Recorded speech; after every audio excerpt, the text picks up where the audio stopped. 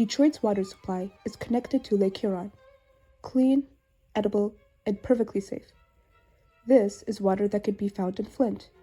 It was derived from the Flint River, which served as a waste disposal for local industries as well as garnering sewage from the city's waste treatment plant. Dirty, smelly, and undoubtedly dangerous.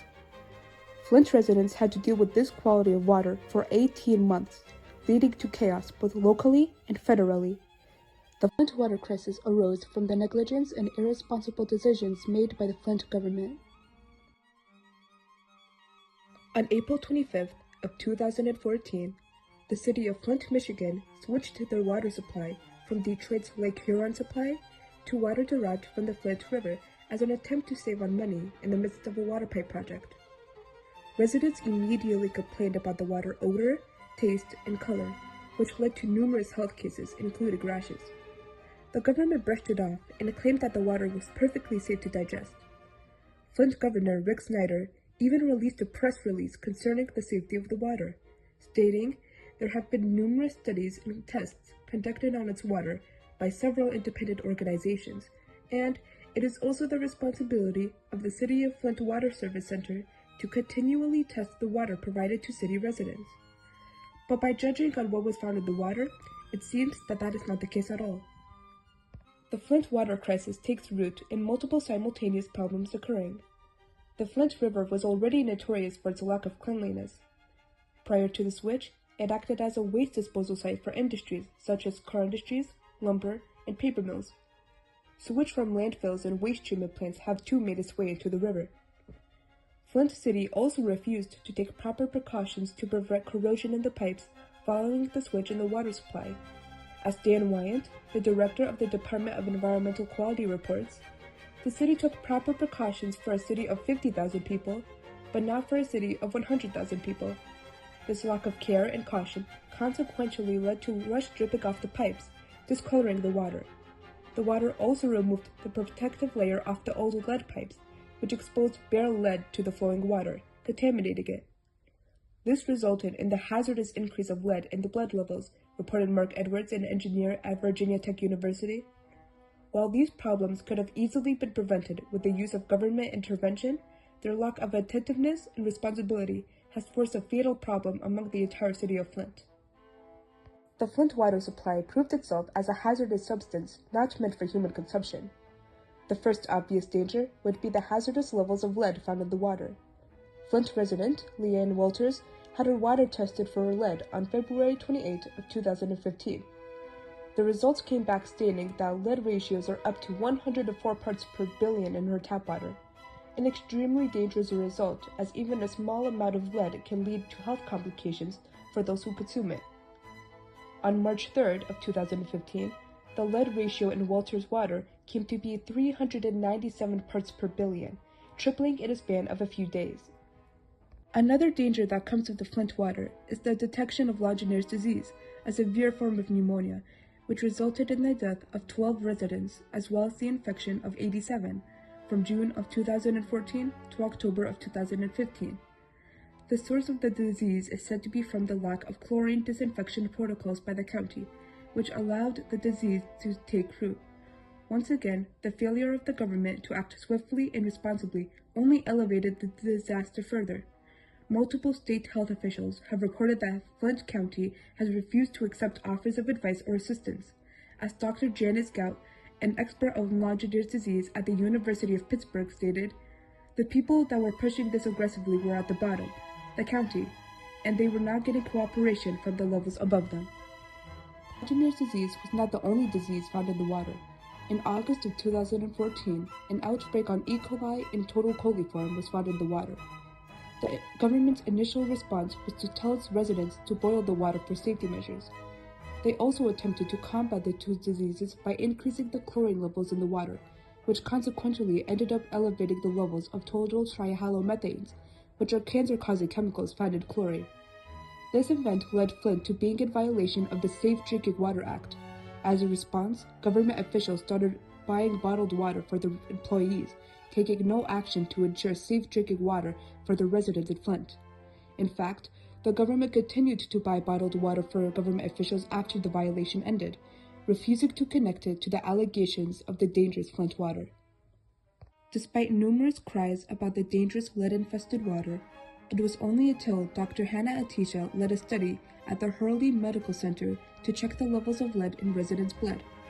The results were astonishing, as the lead levels found in children's blood doubled since the water supply switch.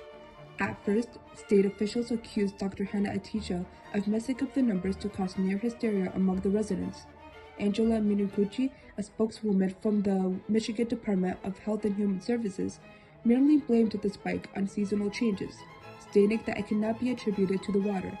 However, after government epidemiologists confirmed that Dr. Hannah Atisha's study was valid, Governor Snyder finally decided to take action.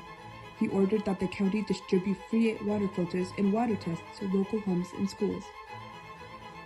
On October 16, 2015, Flint finally switched its water supply back to Detroit's Great Lakes Water Authority. It was only until then that the government decided to take careful action dedicated towards the safety of Flint. Mayor Karen Weaver declares a state of emergency after acknowledging the study led by Dr. Hannah Atisha, requesting that the city starts taking necessary steps to address the crisis.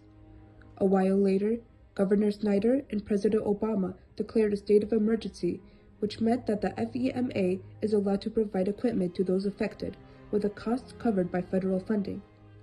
The EPA also recognized the disastrous situation going on in Flint and decided to place an emergency order, stating in their emergency order that the EPA has determined that the city of Flint and the state of Michigan's response to the drinking water crisis at Flint have been inadequate and that these failures continue.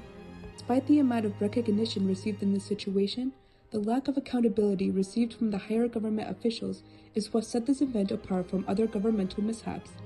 On February 3rd of 2016, the House of Committee on Oversight and Government Reform held a conference in order to hear the testimonies of numerous Flint officials. However, Governor Snyder was not there to give his testimony, along with Darnell Early, Flint's former emergency manager. Can anybody tell me why the governor of Michigan is not here today? Because he's hiding. That's what's happening. Snyder finally did arrive to give out his testimony on February 17th of 2016. He placed the blame on all government officials instead of taking responsibility for his lack of attentiveness. He stated in his opening statement, "Let me be blunt, this was a failure of government at all levels, local, state, and federal officials. We have all failed the families of Flint." The emergency manager of Flint, Darnell Early, released an article stating that there is no one to blame for what has happened in Flint. He claims that the decision to switch the water supply had been decided before he had been appointed, and that it did not fall on him to overrule the decision. A quote from said article states, "I am a strong believer that the truth supported by facts speaks for itself. This was a local decision that was made by local civic leaders. Anyone who says otherwise is being disingenuous for whatever reason." 9 officials have also been charged for misconduct, tampering with evidence of water lead level test results, and for the willful neglect of duty. These officials consist of Rick Snyder, Richard Bard, Nick Lyon, Gerald Agan, Dr. Eden Wells, Darnell Early, Gerald Ambrose, Howard Kraft, and Nancy Peeler. Thanks to citizen intervention, the crisis was prevented from getting any more disastrous than it already has. The residents of Flint were furious with how its government had been dealing with the entire crisis, so numerous protests broke out in response.